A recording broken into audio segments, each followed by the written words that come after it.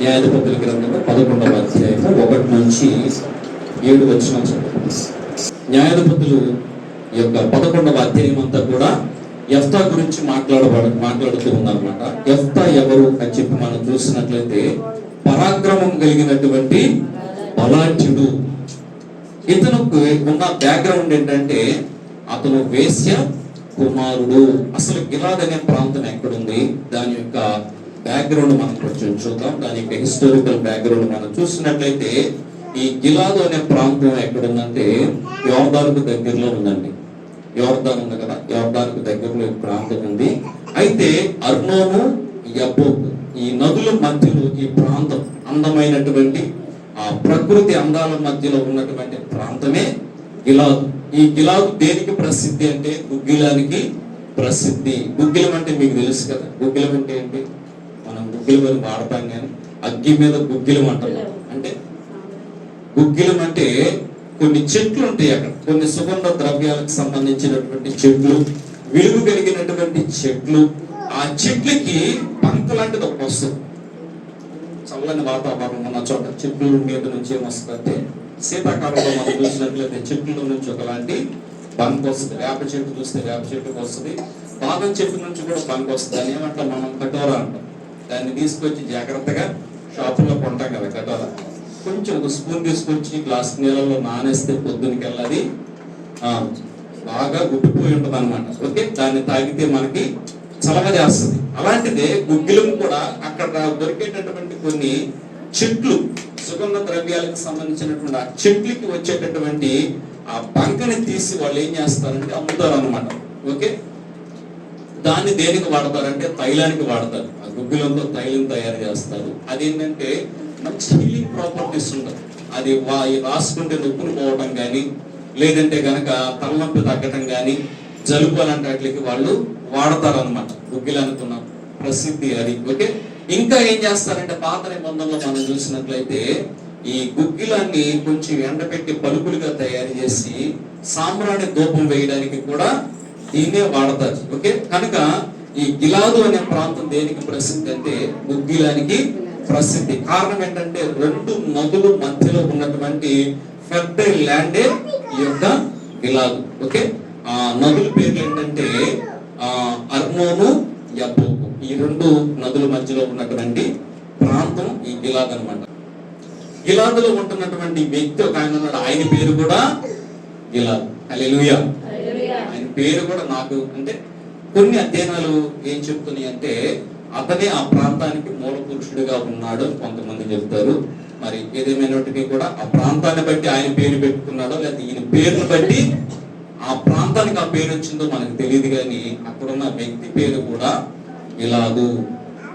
గిలాదుకు పుట్టినటువంటి వ్యక్తి యెఫ్తా. యెఫ్తా అనేటటువంటి పేరుకు అర్థాన్ని మనం చూసినట్లయితే ఒక మంచి పేరు ఉంది దానికి, దేవుడు తెరుచును. దానికి పేరు ఏంటంట యెఫ్తా అనే మాటకి అర్థం ఏంటంటే దేవుడు తెరుచును లేదా అతడు తెరుచును. అంటే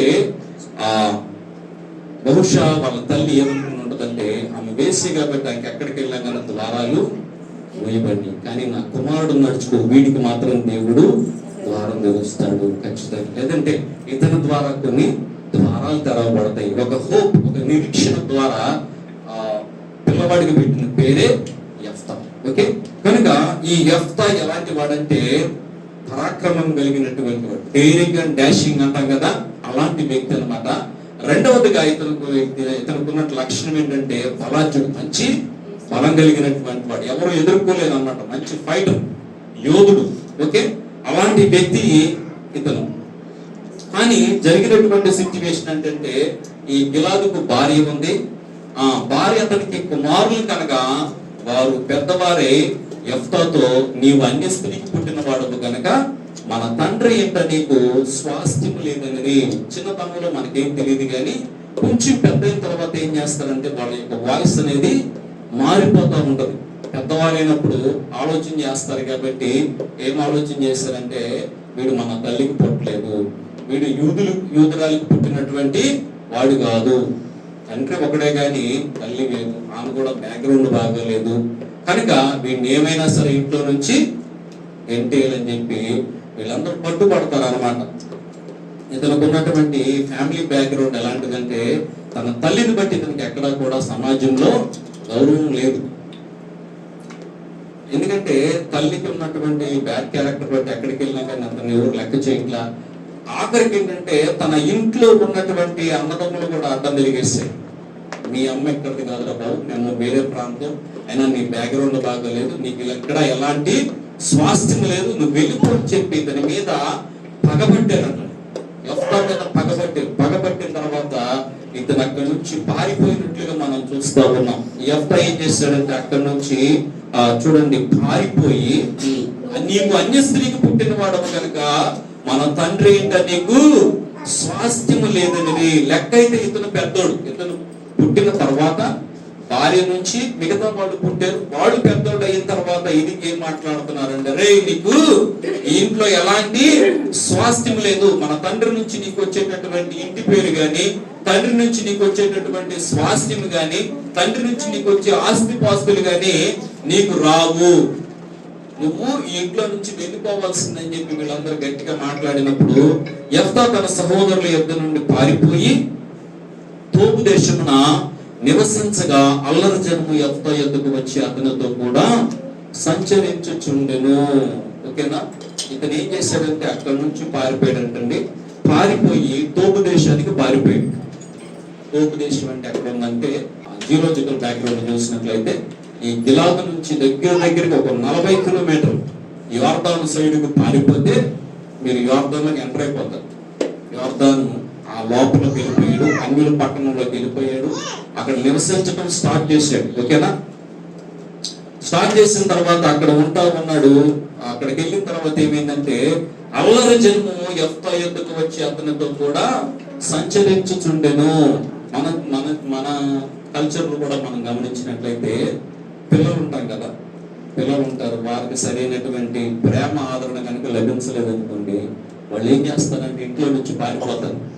ఇంట్లో నుంచి పారిపోయినటువంటి వాళ్ళు ఎలా అవుతారో తెలుసా, రౌడీలుగా మారుతారు, లేదంటే వ్యసనాలకి బానిసలు అయిపోతారు, లేదంటే కనుక నేరస్తులుగా వాళ్ళు మార్చబడతారు. నేర ప్రవృత్తి వాళ్ళలో ఎక్కువగా పెరిగిపోతూ ఉంటుంది. రైల్వే స్టేషన్ అలాంటి ప్రాంతాల్లో చూసినట్లయితే ఇలాంటి పిల్లలు, తల్లిదండ్రులు లేనటువంటి పిల్లలు ఎలా తిరుగుతారో తెలుసా, వాళ్ళ జుట్టుకి నూనె ఉండదేమో ఎర్రగా మారిపోతుంది, జుట్టు క్రాఫ్ ఉండదేమో పిచ్చి పిచ్చిగా ఉంటుంది, సరైనటువంటి వస్త్రాలు ఉండవు, మురికి కొప్పు కొడతా ఉంటారు.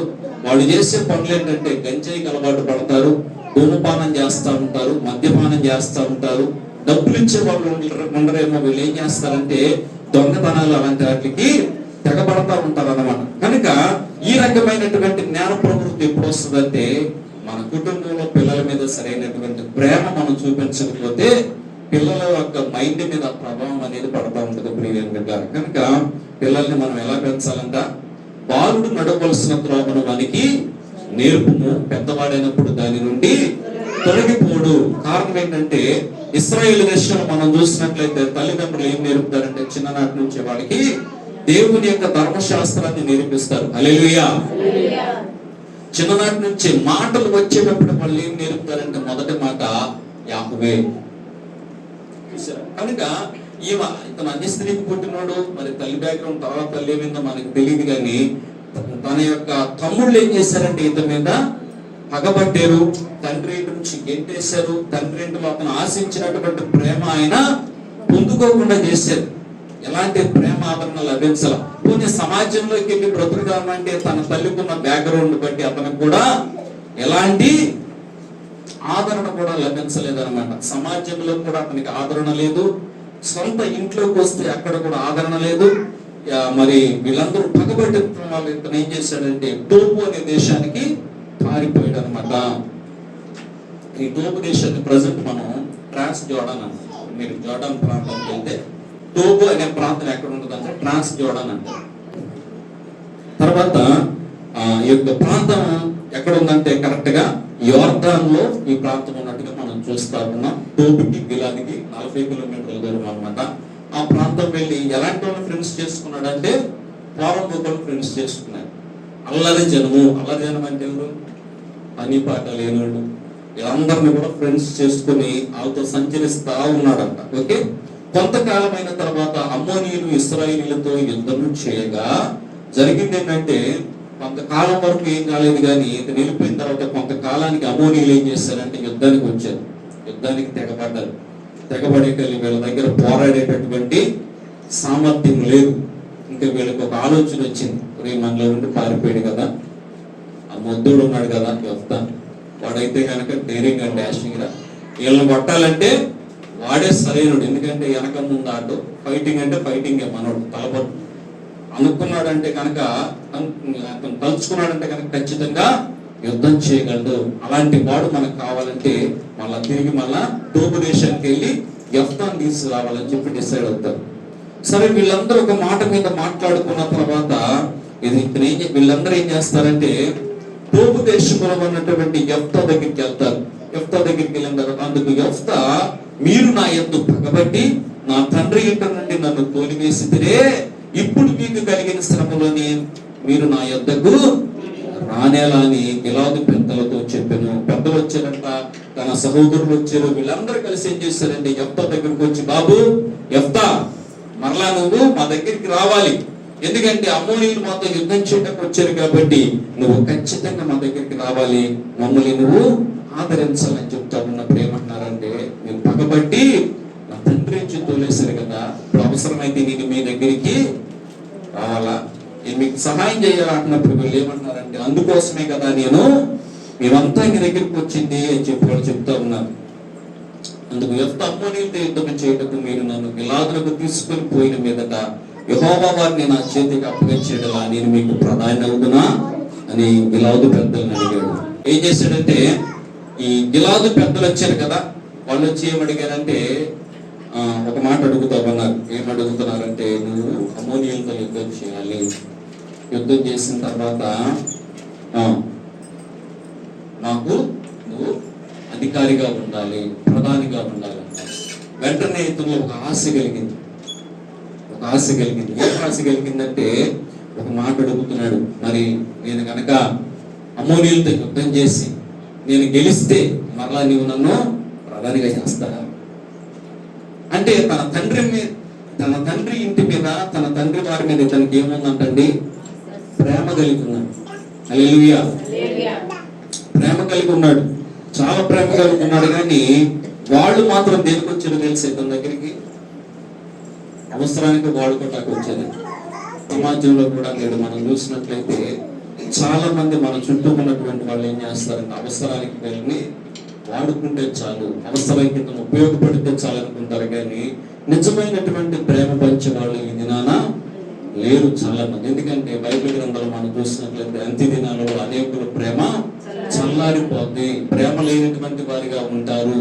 ఇవన్నీ కూడా యేసుక్రీస్తు వారే ఆయన చెప్తా ఉన్నారు అనమాట. అంత్య దినములలో అపాయకరమైన కాలంలో వచ్చునని మీరు తెలుసుకును. ఎలాగనగా మనుషులు స్వార్థ ప్రియులను, బెంకములాడు వారును, అబద్ధికులను, తల్లిదండ్రులకు అవిధేయులను, అజితేంద్రియులను, ఇవన్నీ కూడా ఒక లిస్ట్ అనేది చెప్పబడింది. అయితే యెఫ్తా కోరుకున్నది ఏంటంటే ప్రేమ కోరుకున్నాడు, కానీ వాళ్ళు ఏం కోరుకుంటున్నారు తెలుసా, సహాయం కోరుకుంటున్నారు, స్వార్థం కోరుకుంటున్నారు. అంతే. ఇతను అడుగుతున్నాడంటే, ఒకవేళ గెలిస్తే, అమ్మోనీయుల మీద నేను గెలిస్తే, వాళ్ళని ఓడించి మరలా గిలాదుకు వస్తే నన్ను మీరు ప్రధానిగా చేస్తారా, నన్ను చేర్చుకుంటారా, మరలా ఈ ప్రాంతంలో నేను ఉండొచ్చా, నా బాల్యంలో నేను ఇక్కడే కదా తిరిగింది, ఈ గిలాదంతా నేను తిరిగే కదా, మరలా ఈ ప్రాంతంలో నన్ను ఉండనిస్తారా అన్నప్పుడు వాళ్ళు ఏమంటున్నారంటే, ఉండనిస్తాం, ఇప్పుడు అవసరం ఉంది కాబట్టి ఉండనిస్తాం, ఉండిపో, మాతో ఉండిపో, యుద్ధం చేసేవాడు కావాలయ్యా, నువ్వు ఒక్కడవే చేయగలవా అన్నారు. వెంటనే ఇతను ఏం చేశాడంటే సంతోషపడ్డాడు, తన తండ్రి ఇంటి వారి నుంచి ప్రేమ కోరుకున్నాడు. వెంటనే ఇతను ఏం చేశాడంటే, కాబట్టి యెఫ్తా గిలాదు పెద్దలతో కూడా పోయినప్పుడు జనులు తమ ప్రధానిని గాను అధిపతిని గాను అతన్ని నియమించుకొని, అప్పుడు యెఫ్తా మిస్పాలో యెహోవా సన్నిధిని తన సంగతి అంతయు వినిపించెను. యెఫ్తా ఏం చేస్తాడంటే అమ్మోనీయుల రాజుకు ఒక లెటర్ పంపిస్తాడు. ఓకేనా, ఒక లెటర్ పంపిస్తాడు. ఆ లెటర్లో ఏం రాస్తాడంటే, నీకు నాకు యుద్ధం ఎందుకు, దేనికి యుద్ధం చేయాల్సిన అవసరం లేదు అంటే. అమ్మోనీయుల రాజు ఏం చేస్తాడంటే ఇంకో లెటర్ పంపిస్తాడు, మీరు మా ప్రాంతాన్ని ఆక్రమించుకున్నారు. మీరున్నటువంటి అర్నోను ప్లేసు, యబ్బోకు ప్లేసు, మీరున్నటువంటి గిలాదు, ఇవన్నీ కూడా మీరు మా దగ్గర నుంచి ఆక్రమించుకున్నారు అని చెప్తాడు. ఓకేనా? ఏమని చెప్తాడు అమ్మోనీయుల రాజు? మా స్థలాలు మీరు ఆక్రమించుకున్నారయ్యా, మా స్థలాలు ఆక్రమించుకున్నారు కాబట్టి మీరు ఆక్రమించుకున్న స్థలాలన్నీ కూడా మాకు తిరిగి ఇచ్చేయండి, అప్పుడు ఏ ఇబ్బంది లేదు అంటే. యెఫ్తా మళ్ళా తిరిగి లెక్క రాస్తే ఏమంటాడు తెలుసా?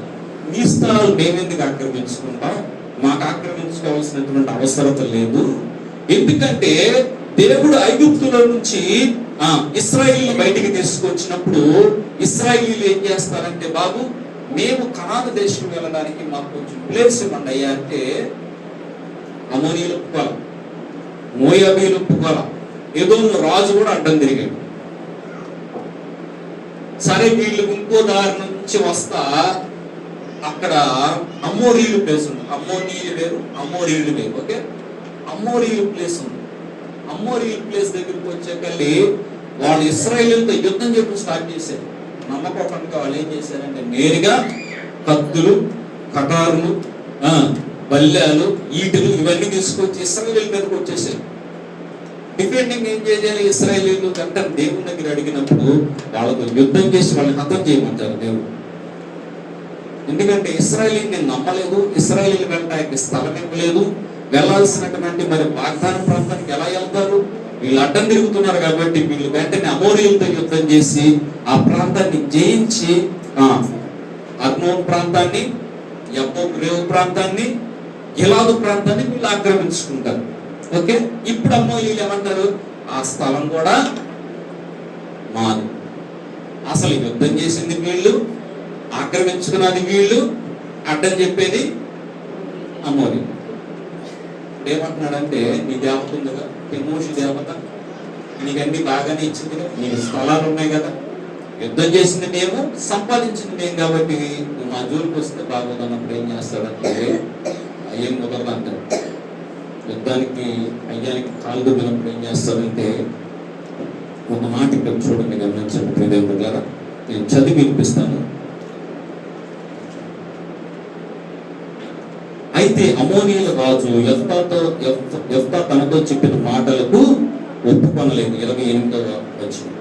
యెహోవా ఆత్మ యెఫ్తా మీదకి రాగా అతడు గిలాదులోను మనష్షేలోను సంచరించుచు గిలాదు మిస్పాలోను సంచరించి గిలాదు మిస్పే నుండి అమోనీయుల యొద్దకు సాగింది. అప్పుడు యెఫ్తా యెహోవాకు మొక్కుకొని, ఎట్లనగా నీవు నా చేతికి అమోనీయులు నిశ్చయముగా అప్పగించినలా నేను అమోనీయుల యొద్ద నుండి క్షేమముగా తిరిగి వచ్చినప్పుడు నన్ను ఎదుర్కొన్నట్టుగా నా ఇంటి ద్వారం నుండి బయలుదేరి వచ్చినదేదో అది యెహోవాకు ప్రతిష్ఠితమగును, మరియు దహన బలిగా దానిని అర్పించదనెను. హల్లెలూయా.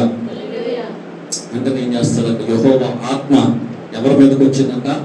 యెఫ్తా మీదకి వచ్చినప్పుడు యెఫ్తా ఎక్కడెక్కడ సంచరించాడంటే, యెఫ్తా పోయి అంట ఎక్కడెక్కడ సంచరించాడంటే, గిలాదు ప్రాంతం సంచరించాడు, మిస్పా సంచరించాడు, మనష్షే, ఓకే, ఈ ప్రాంతాలన్నీ కూడా సంచరించాడు.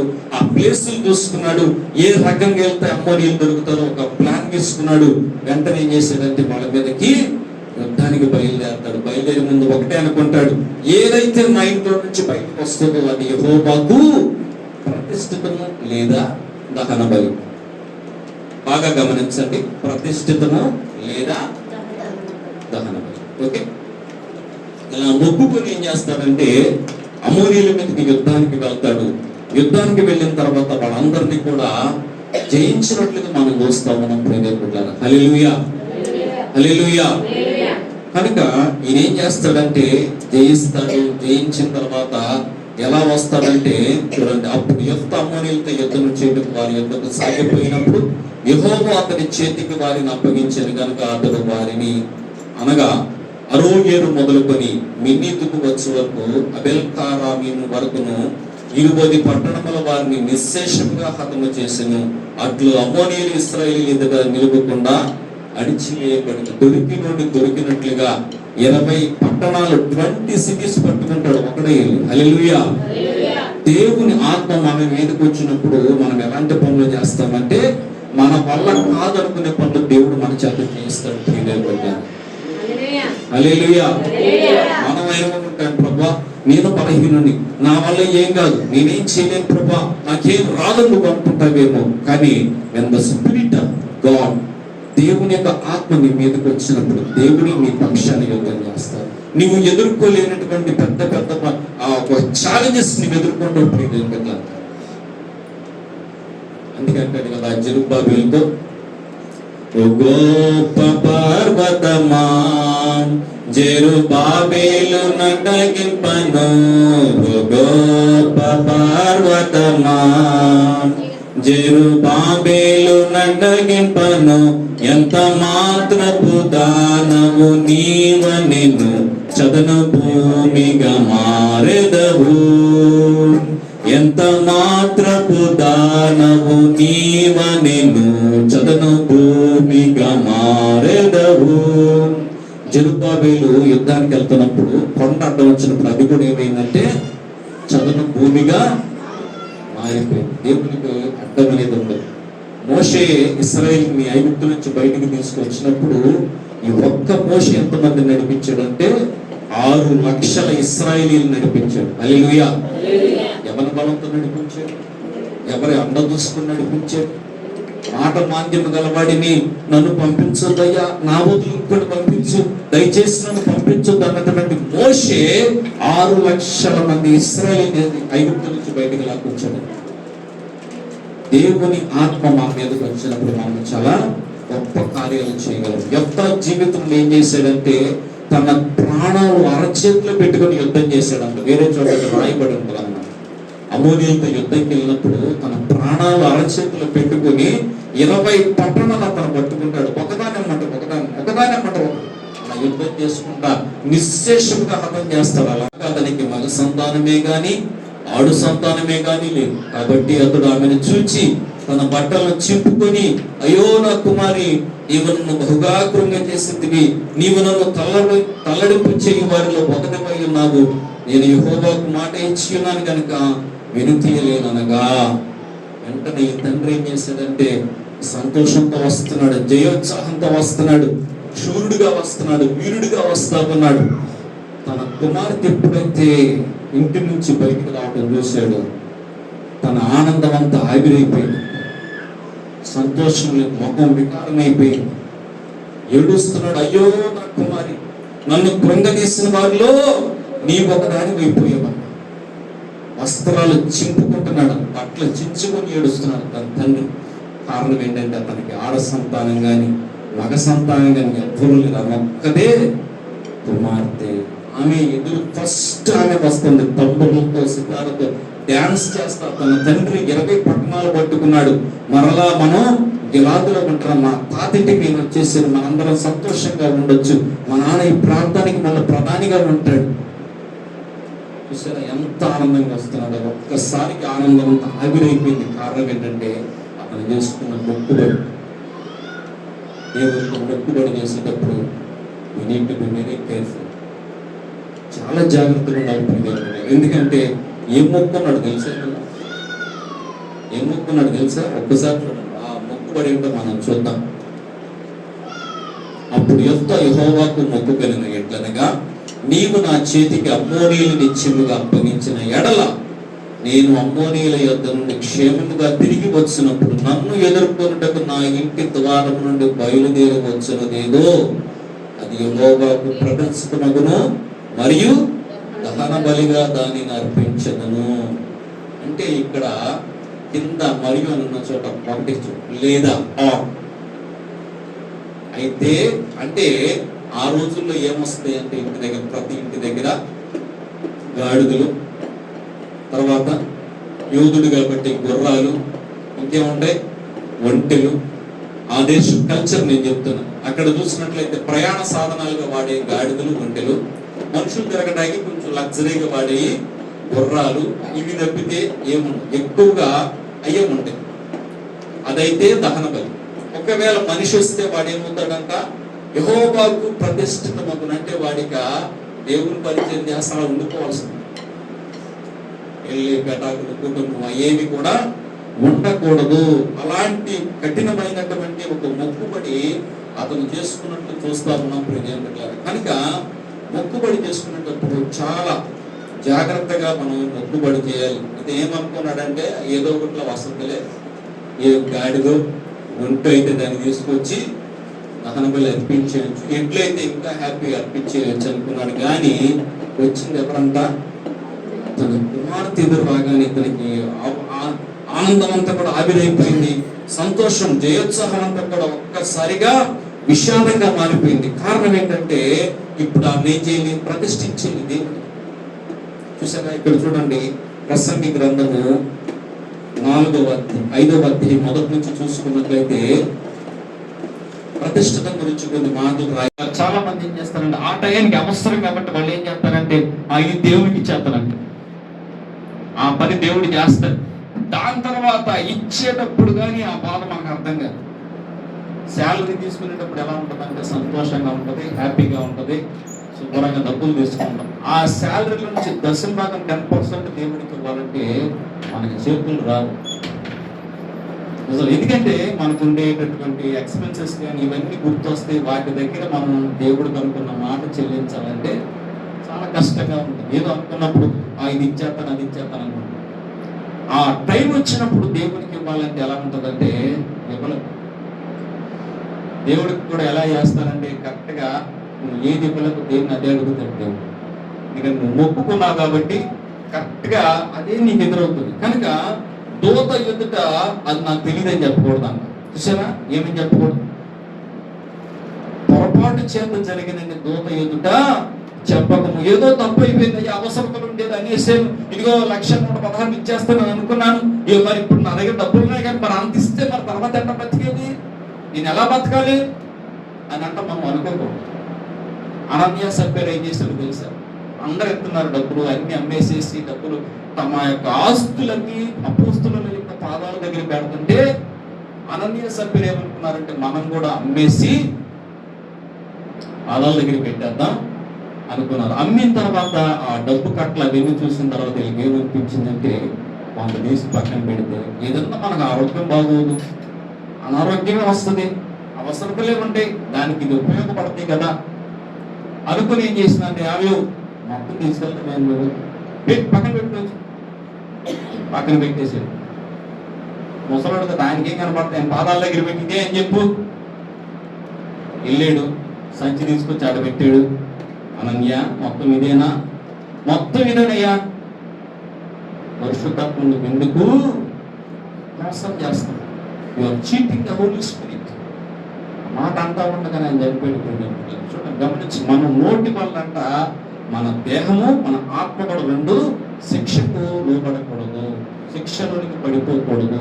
చూసారా? కనుక మనం చేయవలసిన పని ఏంటంటే నువ్వు చేయగలిగితే దాన్ని ఒప్పుకో. ప్రభా నాకు బాగా నేనైతే 5,000 ఇచ్చుకోగలను, నేను ఒప్పుకుంటున్నాను అయ్యా మీ సన్నిధిలో నేను ఇంత అయితే అమౌంట్ ఇవ్వగలను, పోనీ 1000 ఇవ్వగలను, పోనీ 100 రూపాయలే కానికేసుకుంటా, పోనీ 10 రూపాయలే కానికేసుకుంటాం. ఎంత చేయగలవో అంతే మనం దేవుని ఎందుకు ఒప్పుకోవాలి. నోటుకు వచ్చినంత ఒప్పుకున్న తర్వాత ఇవ్వకుండా ఎగ్గొడితే అదేమవుతుందంట? మనకి శిక్షకి లోనైపోతామంట. కనుక ఇక్కడ కూడా ఇంకోటి గమనించండి, కయ్యను అర్పణ. కయ్యను ఏం చేసాడు తెలుసు? మనమేమనుకుంటామంటే పిచ్చి పిచ్చి తీసుకొచ్చి ఇచ్చాడు కాబోలు, అందుకని అదంతా కూడా దేవుడు అంగీకరించలేదు అనుకుంటాం. కయ్యను ఇచ్చింది మంచిదే ఇచ్చుంటాడు, కానీ మనసంతా ఏముందో తెలుసా? ఎందుకు అంత ఇచ్చేసాను, ఎందుకు అంత తీసుకొచ్చి అక్కడ పెట్టాను అని అనుకుని ఉంటాడు మనసు. మంచి పంట పెట్టేసే కదా అక్కడ నేను దేవుని దగ్గర, నాకు ఉండుంటే ఎంత బాగుండేది చూడండి. కానీ ఎప్పుడైతే దేవుడు ఈ బలి తీసుకునే టైంకి వచ్చేటో దేవుడు ఏం చేస్తాడు తెలుసా? మనుషులు పై రూపాయలు ఆయన చూడు, నేను ఎంత నీట్గా ఉన్నాను, ఎంత బాగున్నానని దేవుడు చూడు. దేవుడు ఏం చూస్తాడంటే యెహోవాను నేను మనుషుల పై రూపమును చూడను కానీ మనుషుల హృదయ అంతరంగాన్ని నేను పరిశీలిస్తాను.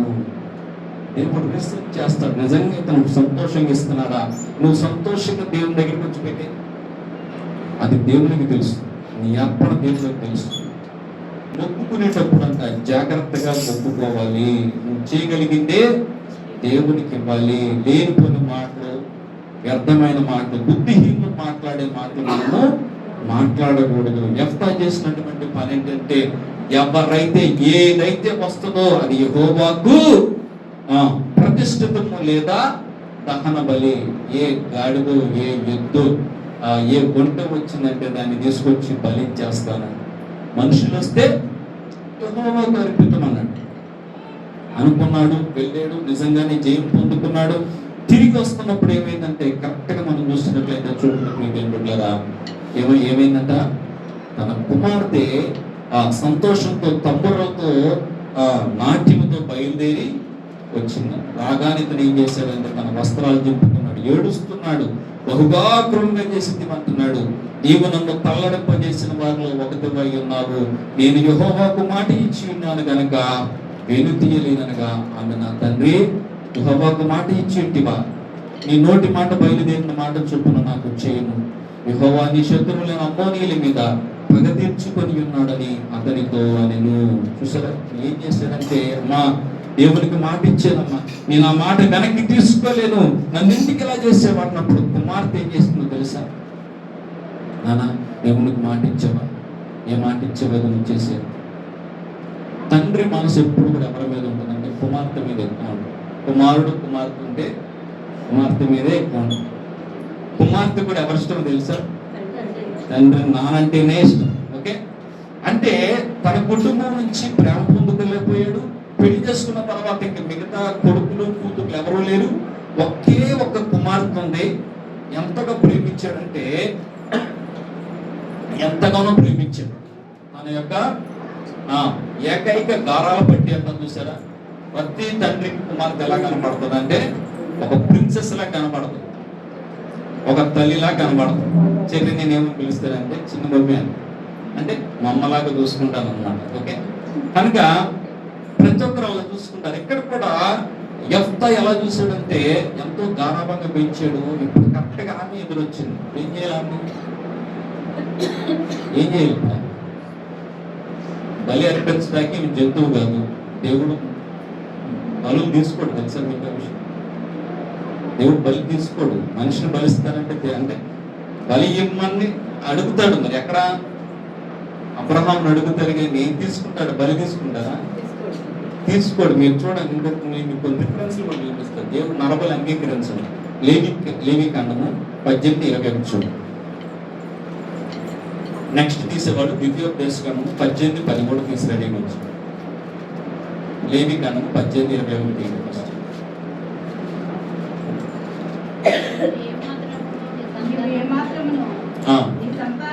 నీ సంతానమును మెలుకు నిమిత్తము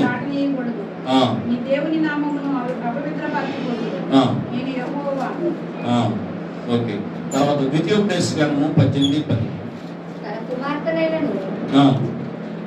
తన కుమారులైనను అగ్నిగుండము దాటించువానినైనను శకునము చెప్పు సోదిగానినైనను మేఘ శకునమును గాని సర్ప శకునమును గాని చెప్పువానినైనను చిల్లని వానినైనను మాంత్రికుడునైనను ఇంద్రజాలకుడునైనను కర్ణపిశాచి నడువానినైనను దయ్యముల యొద్ద విచారణ చేయువానినైనను మీ మధ్య ఉండనీయకూడదు.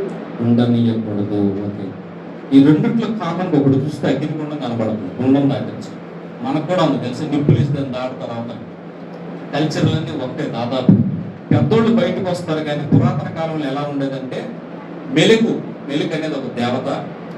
ఈ బారు నుంచి ఆ బారు దాకా నిప్పులు వేసేవాళ్ళు, దాంట్లోంచి పిల్లల్ని దాటించేవాళ్ళు. దాంట్లోకి మధ్యలో పడి వాళ్ళు కాలిపోయేవాళ్ళు. ఆ గుండంలో పడి దహన బలిగా అయిపోతే వీళ్ళేమనుకునే వాళ్ళంటే మెలుగు దేవత నా కుమార్తెను తీసుకుంది, మెలుగు దేవత నా కుమారుణ్ణి తీసుకుంది అని డబ్బులు కొడకండి వీళ్ళు ఎగిరి డ్యాన్సులు చేసేవాళ్ళు. అది వాళ్ళ కల్చర్, అది గమనించుకోవాలి మనం. ఓకే, తర్వాత ఇంకొకటి చూడండి, యెహెజ్కేలు గ్రంథము 23:37. యెహెజ్కేలు చాప్టర్ 23:37 చూసారా? 37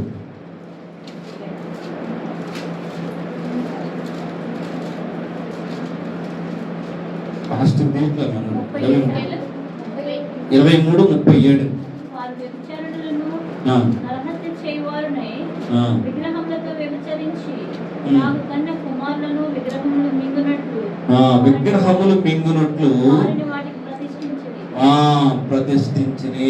చూసారా, మింగేసింది అంటారు చాలా మంది. మీరు ఎప్పుడైనా మాట్లాడారా? పిల్లలు చనిపోతే మింగేసింది, దేవత మింగిందని గుర్తుంటుంది. విన్నారు ఎప్పుడన్నా? పూర్తి శ్రీకాకుళం బట్టి వెళ్తే వాళ్ళు అంటారు అన్నమాట, దేవత మింగేసింది అంటారు చనిపోయిందని. కనుక మింగునట్లు ప్రతిష్ఠించడం అంటే తీసుకెళ్ళి బలిగా ఇచ్చేసేవాడు. తర్వాత చూడండి ఇర్మియా 7:30. యెహోవా ఇలాగు సెలవిచ్చుచున్నాడు, ఆ. యూదావారు నా దృష్టికి చెడ్డ క్రియలు చేయుచున్నారు. నా దృష్టికి చెడ్డ క్రియలు చేయుచున్నారు. నామముకు పెట్టబడిన మందిరము ఆ. పడినట్లు ఆ. వారు దానిలో హేయ వస్తువులను ఉంచి ఉన్నారు. నేను ఆజ్ఞాపించని క్రియను, నాకు తోచిన క్రియను వారు చేసి ఉన్నారు.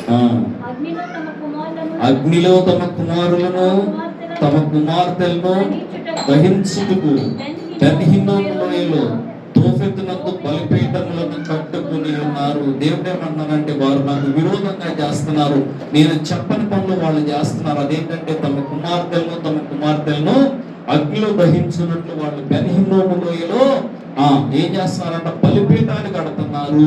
దేవుడు బలి ఎప్పుడు కోరడు, మనుషుల్ని దేవుడు బలి తీసుకోడు. చాలా మంది ఈ పాత నిబంధనలో ఉన్నాయి కదా బలి గురించి. అవును, జంతువుల గురించి ఉంది కానీ మనుషుల గురించి లేదు. గమనించండి. తర్వాత ఇక్కడ చూసినట్లయితే యెఫ్తా మరి తన కుమార్తెను బలి ఇచ్చాడా? ఇవ్వలేదు, కానీ దేవునికి ప్రతిష్ఠితం చేసేసాడు ఆమె. న్యాయాధిపతులు 11:37. మరియు ఆమె నా కొరకు చేయవలసింది ఏదనగా, 2 నెలల వరకు నన్ను విడువుము. నేను నా చెలికత్తెలను పోయి కొండ మీద నుండి నా కన్యాత్వమును గురించి ప్రలాపించదని తండ్రితో చెప్పగా, అతడు పొమ్మని చెప్పి తన చెలికత్తెలతో ఆమె తన చెలికత్తెలతో కూడా పోయి కొండల మీద తన కన్యాత్వమును గురించి ప్రలాపించింది. ఆ 2 నెలల అంతమున ఆమె తన తండ్రి యొద్దకు తిరిగి రాగా, తాను మొక్కుబడి చెప్పున ఆమెకు చేసింది. ఆమె పురుషుని ఎరుగనే లేదు. ప్రతి సంవత్సరం నా ఇశ్రాయేలీయుల కుమార్తెలు 4 దినములు గిలాదు దేశస్థుడైన యెఫ్తా కుమార్తెను ప్రసిద్ధి చేయటం. చాలు. చదువుకున్నటువంటి వాక్య భాగంలో ఎప్పుడైతే ప్రతిష్ఠితమన్నారో కన్యాత్వమును గురించి 2 నెలలు కొండల మీదకి వెళ్ళి తన చెలికత్తెలతో అక్కడ ఉన్నాను. ఆలోచించాలి, కన్యత్వాన్ని గురించి ఏడవటం ఏంటి? దేనికి ఏడిస్తుందంటే ఒక విషయం గమనించాలి, షీ నెవర్ గెట్ మ్యారీడ్. అంటే తన జీవితం ఇంకా పెళ్లి చేసుకోకపోతే తనకి ఫ్యామిలీ ఉండదు, పిల్లలు ఉండరు, తన యొక్క వారసత్వం అనేది ముందుకి వెళ్ళదు. అందుకని ఇక్కడ ఏమనుకుందంటే, ఈ యొక్క యెఫ్తా కుమార్తె యువతి, ఆమె యవనస్తురాలు, పెళ్లి కావాల్సినటువంటి స్త్రీ, తనకు ఫ్రెండ్స్ అందరూ ఉన్నారు, ఫ్రెండ్స్ చేసుకుంది. అక్కడెక్కడో టోబు దేశం నుంచి మళ్ళా గిలాదు దేశానికి వచ్చింది, అక్కడ కొంతమంది ఫ్రెండ్స్ చేసుకుంది, వాళ్ళందరితో సంతోషంగా ఉంది. సాధారణంగా పెళ్లి కావాల్సినటువంటి ఆడవాళ్ళు ఏం చేస్తారంటే, తమకు ఎన్నో కలలు కంటారు. ఎలా అంటే, నాకు ఇలాంటి వాడు రావాలి, మంచి వాడు రావాలి, చక్కగా చూసుకోవాలి, పిల్లలు ఇలా ఉండాలి. తర్వాత ఏమనుకుంటారంటే, నా పిల్లలు మా నాన్నతో ఆడుకోవాలి, తాతయ్యతో ఆడుకోవాలి అని వాళ్ళు అనుకుంటారు. అంతే కదా. తాతయ్యలు ఏం చేస్తారు, మనవాళ్ళకి చెప్తారు, రే ఆ వయసులో నేను ఎక్కడ ఉండేవాళ్ళో తెలుసా. ఈ పిల్లలు ఎలా అంటే నూరెళ్ళు పెట్టుకుని ఇంటా ఉంటారు, తాతయ్య నాకు ఇంకేమైనా చెప్పా. ఈడేం చెప్తాడంటే చాలా అనమాట, నేను ఎంత పరాక్రమశాలో తెలుసా, 20 పట్టణాలు రా, 1 కాదు 2 కాదు, సింగిల్ హ్యాండ్, నువ్వు కూడా అక్కడ ఉండాలి చెప్తా ఉంటారు అనమాట. మన ఊర్లో కూడా అంతే. తాతయ్యలు ఏం చెప్తారు, గుర్రం మీద వచ్చేవాడు ఆ రోజుల్లో, నేను గుర్రం మీద తిరిగేవాడిని, ఎడ్లు బండి ఉంటే నాకు ఎన్ని చెప్తా ఉంటే పిల్లలు ఆసక్తిగా వింటా ఉంటారు.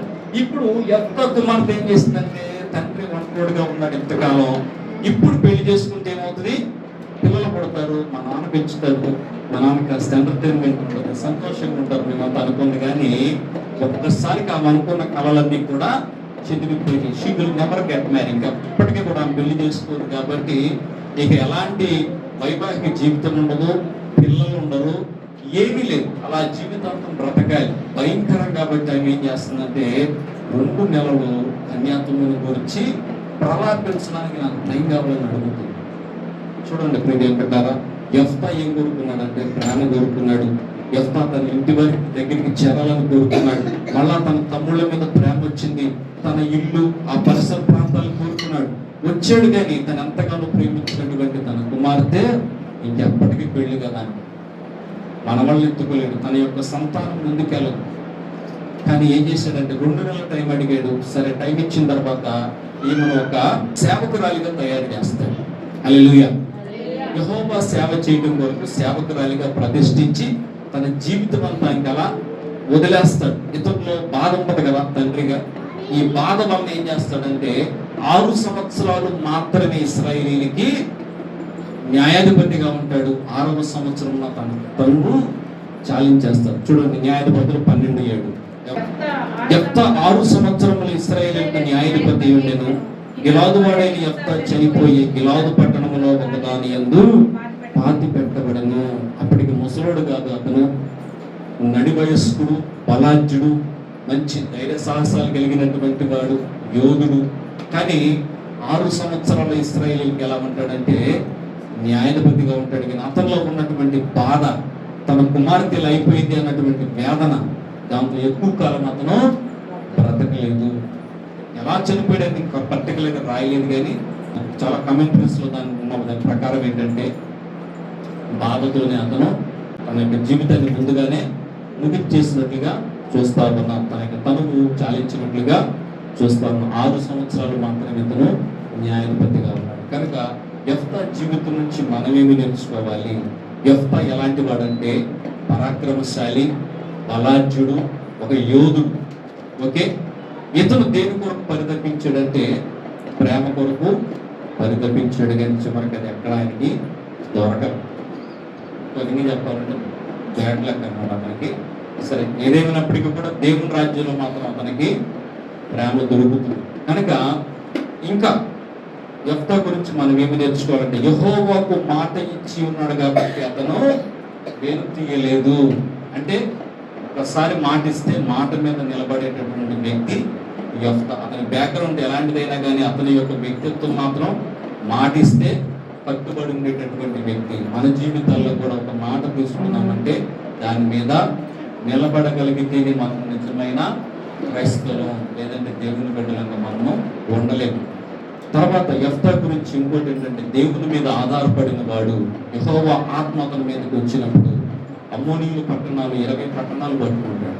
అంటే మామూలు యోధుడు కాదు, దేవుని మీద ఆధారపడిన వ్యక్తి కాబట్టి దేవుడు అతనికి జయాన్ని కలుగు చేశాడు.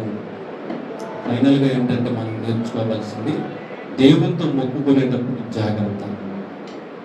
నువ్వు ఆ మొక్కుబడి తీర్చగలిగితేనే నీ నోట్లోంచి ఆ మాట రాదు. లేదంటే కనుక మొక్కోవద్దు. నిన్నెవరు మొక్కోమన్నాడు? అసలు అవసరానికి మొక్కోవటం, తర్వాత ముఖం చాటేట్లాంటివి చేయదు. అవసరానికి మొక్కునే పనులు మాత్రం ఏదో పొరపాటు అయిపోయింది అలా వద్దు. మొక్కునే లెక్కైతే నెరవేర్చు, లేదంటే మొక్కుకపోయినా పర్వాలేదు. ఓకే, కనుక యెఫ్తా ఏం చేశాడంటే తొందరపాటుగా మొక్కుకున్నాడు. దానివలన జీవితం అంతా బాధపడతా ఉన్నాడు. బ్రతకాల్సిన టైం కంటే కూడా ముందే చనిపోయాడు. కనుక దేవుని విషయంలో జాగ్రత్తగా ఉండాలి, జాగ్రత్త వహించాలి. ఇంకోటి ఏంటంటే క్రైస్తవులకు మనం దేవుని మీద ఆధారపడాలి. దేవుడు తన పరిశుద్ధ వాక్యాన్ని మన వెలుగులో దీవించుకుంటాం.